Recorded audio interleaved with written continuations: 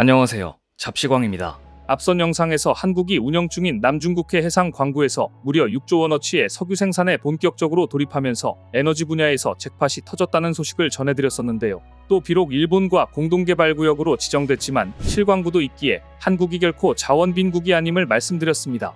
그런데 사실 이것보다 더 초대박인 게 한국에서 발견되면서 대한민국의 미래가 엄청나게 달라질 거라고 하는데요. 실제로 전문가들조차 최근에 발견된 석유가 문제가 아니라며 난리가 났다고 하는데 무슨 일인지 자세히 알아보겠습니다. 수출로 먹고 사는 대한민국은 과거부터 현재까지 안정적인 자원 확보가 최우선 과제일 만큼 에너지, 광물 자원에 집중하며 다양한 노력을 기울여 왔습니다.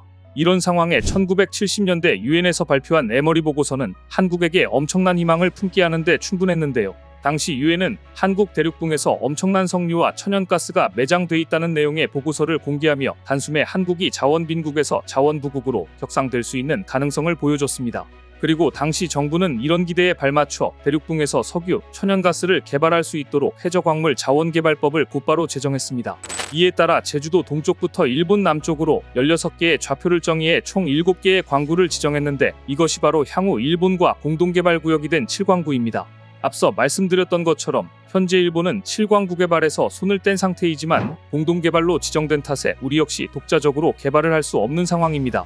이런 가운데 2028년 7광구 공동개발 유효기간이 도래하면서 미리 손을 쓰지 않으면 일본이 개발권을 아예 다 가져가 버리는 최악의 상황도 펼쳐질 수 있는데요. 그런데 1970년 발표 이후 7광구에 대해 제대로 된 개발과 탐사를 시도해보지 않았기에 사실 이곳에 천연자원이 존재할지 전혀 모르는 상황입니다.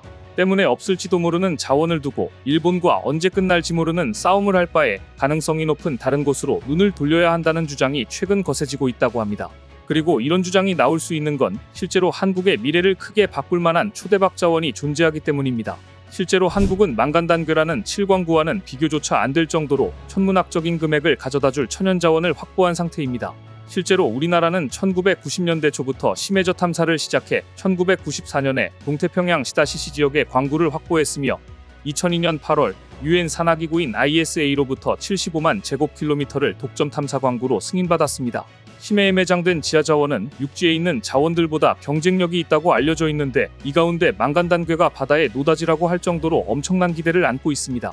그것도 그럴 것이 망간단괴는 망간, 철, 니켈, 구리, 코발트, 히토류 등과 같이 산업발전의 근간이 되는 40여 종의 다양한 금속 광물들을 포함하고 있기 때문입니다. 일반적으로 대륙붕, 대륙사면, 심해저 평원에서 망간단괴가 발견되지만 대부분 수심 4,000m 이상의 심해저 평원에 분포하고 있는 것으로 전해집니다.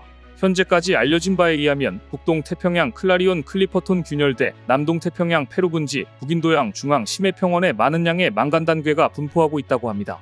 이 가운데 자원개발 경제성이 높게 평가되는 곳이 시다시시 지역 심해저 평원인데 실제로 해당 지역의 니켈, 코발트, 망간은 육상의 부존된 양보다 2배에서 6배 많은 것으로 알려졌습니다.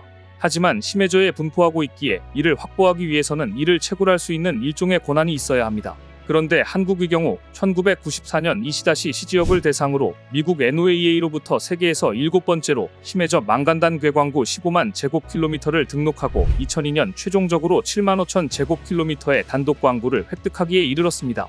그런데 최근 들어 심해저 망간단괴의 상업화 논의가 급물살을 타게 되면서 개발의 주도권을 갖고 있는 국가들이 다시금 주목받고 있는데요. 사실 망간단괴가 이렇게 주목받는 건 전 세계가 탄소제로를 선언하면서 화석연료를 대체하기 위한 새로운 에너지 자원을 어디서 조달할까에 대한 물음표로부터 시작됐습니다. 여기에 더해 전기차 시대가 도래하면서 배터리의 필수 요소로 꼽히는 리튬, 니켈 등 광물 확보의 중요성이 더욱더 부각됐습니다. 특히나 최근 전 세계에 걸쳐 자원 전쟁이 한층 더 치열해진 만큼 자원을 상대적으로 많이 보유한 국가들이 강한 영향력을 행사하면서 국유화시키려는 움직임도 본격화하고 있어 이를 대비해야 한다는 목소리 또한 커지고 있습니다. 그런데 한국은 이런 부분에서 낙관적인 상황으로 실제로 광물 자원의 안정적인 확보를 위한 우리의 여건이 나쁘지 않다고 볼 수 있습니다.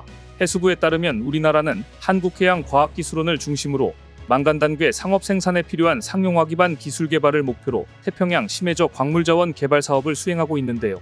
이렇게 개발 사업에 심혈을 기울이고 있는 건 한국이 망간단괴 상업 채굴권을 보유하고 있기 때문으로 연구 결과에 따르면 시다시시 지역 우리나라 광구에는 무려 5억 6천만 톤의 망간단괴가 부존돼 있습니다.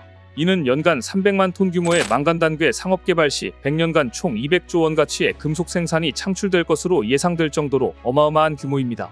어느 정도냐면 올해부터 향후 약 100년간 우리나라가 사용하는 구리의 1.7%, 니켈의 16%, 코발트의 46%, 망간의 38.4%를 심해저광구에서 자급할 수 있는 엄청난 양입니다.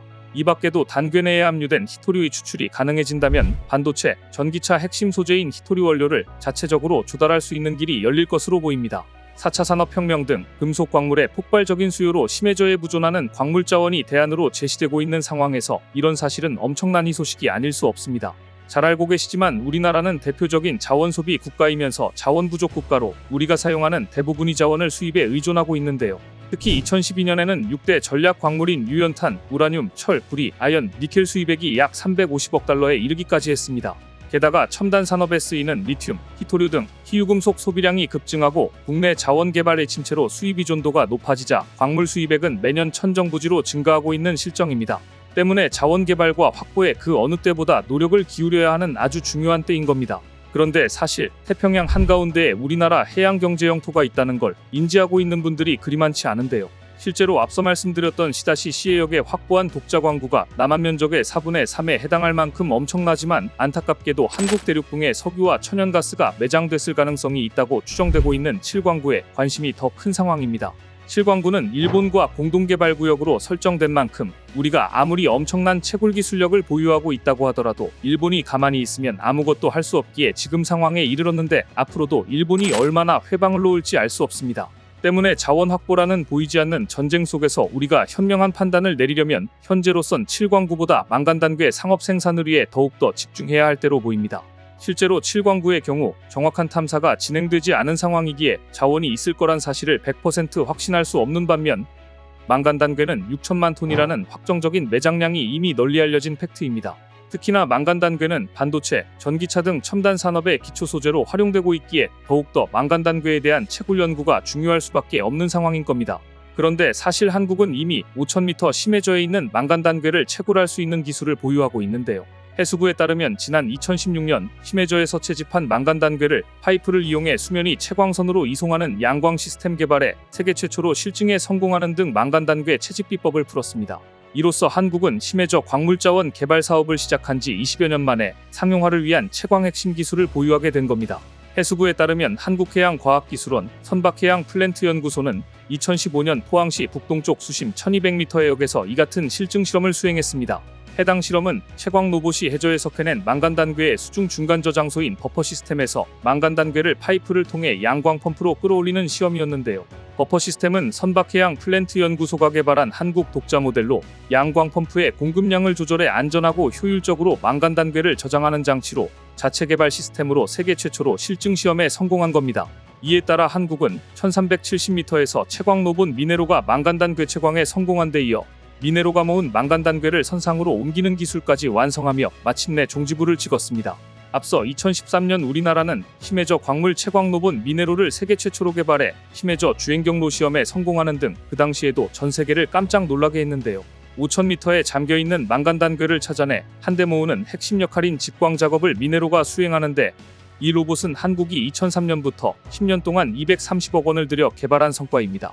미네로는 사전에 계획한 주행 경로를 따라 스스로 다니며 망간단괴를 채집할 만큼 똑똑한 로봇으로 해저의 굴곡진 지반 위에서 방향 제어와 직진, 선회를 할 수 있습니다. 특히 지면과 마찰이 큰 곳이나 지늘개서도 자유롭게 움직일 수 있는 무한 궤도 방법으로 이동하며 주행을 스스로 제어할 수 있는 자동화 기능도 갖췄습니다.